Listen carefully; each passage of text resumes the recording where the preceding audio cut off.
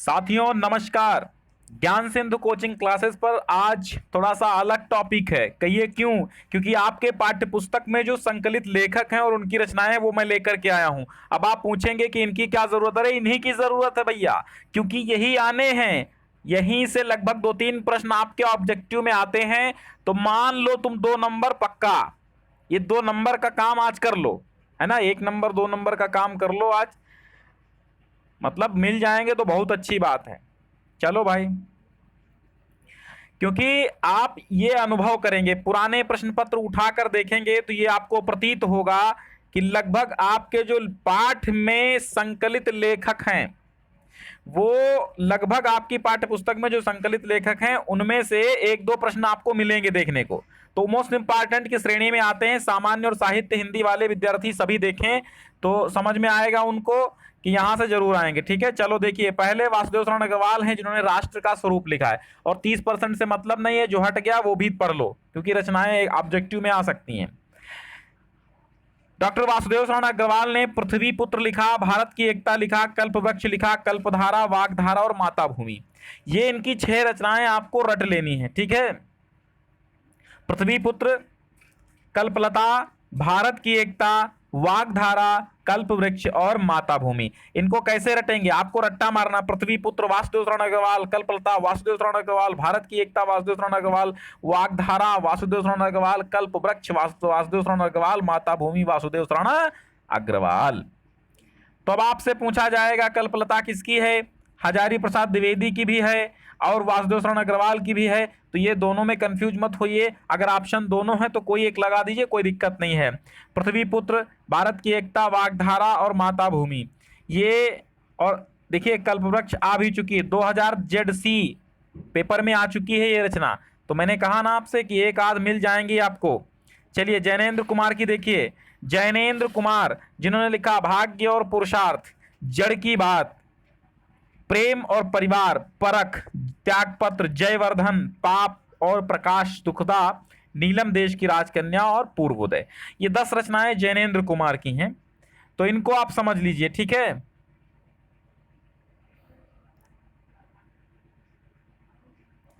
भाग्य और पुरुषार्थ, थोड़ा सा पहली ट्रिक बन रही है। भाज प्रेम पर त्याग, भाज प्रेम पर त्याग जय। ठीक है, भाज प्रेम पर त्याग जय, ये वाली ट्रिक बन रही, थोड़ी सी 6 रचनाओं तक बन रही है, बाकी आप बना लीजिए। तो भाज का भा से मतलब भाग्य और पुरुषार्थ, जा का मतलब जड़ की बात, प्रे से मतलब प्रेम और परिवार, और माँ का पा का मतलब है परख, है ना। पर का मतलब क्या है? परख है। त्याग का मतलब त्याग पत्र है, और जय का मतलब जयवर्धन हो गया।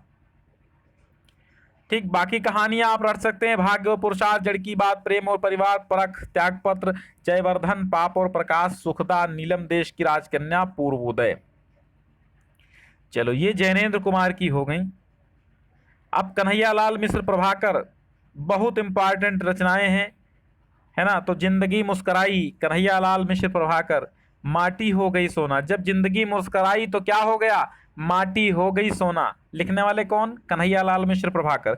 जब जिंदगी मुस्कराई तो माटी हो गई सोना, और धरती के फूल महके आंगन चहके द्वार, धरती के फूल आंगन में महकने लगे, है ना। धरती के फूल, जब जिंदगी मुस्कराई तो माटी सोना हो गई, जिंदगी मुस्कराई तो माटी सोना हो गई, और धरती के फूल आंगन में महकने लगे। भूले बिसरे जो चेहरे थे वो आकाश के तारों में दिखने लगे, जब दीप जले तब क्षण भर के लिए बोलने लगे और मुस्कुराने लगे। ऐसी कहानी गढ़ करके आप रचना को याद कर सकते हैं, है ना। तो जिंदगी मुस्कुराई, माटी हो गई सोना, धरती के फूल महके आंगन चहके द्वार, भूले बिसरे चित्र, भूले बिसरे चेहरे, है ना। अगर भूले बिसरे चित्र आ जाए ना, भूले बिसरे चित्र, तो वो भगवती चरण वर्मा का उपन्यास है।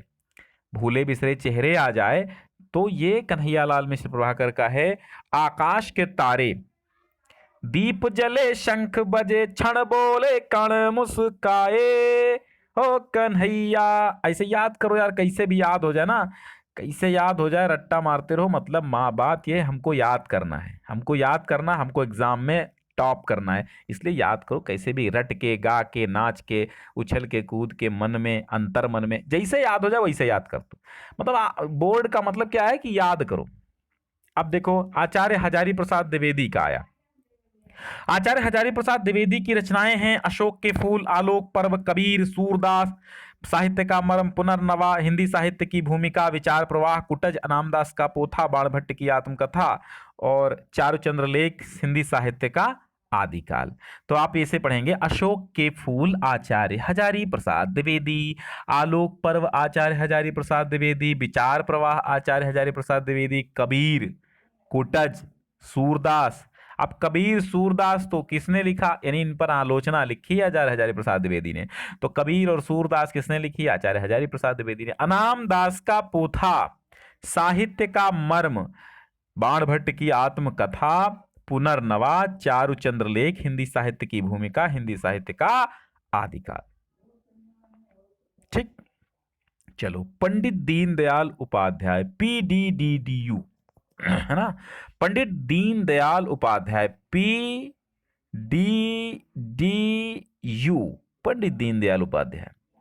सम्राट चंद्रगुप्त, जगत गुरु शंकराचार्य, अखंड भारत क्यों, राष्ट्र जीवन की समस्याएं, राष्ट्र चिंतन, राष्ट्र जीवन की दिशा।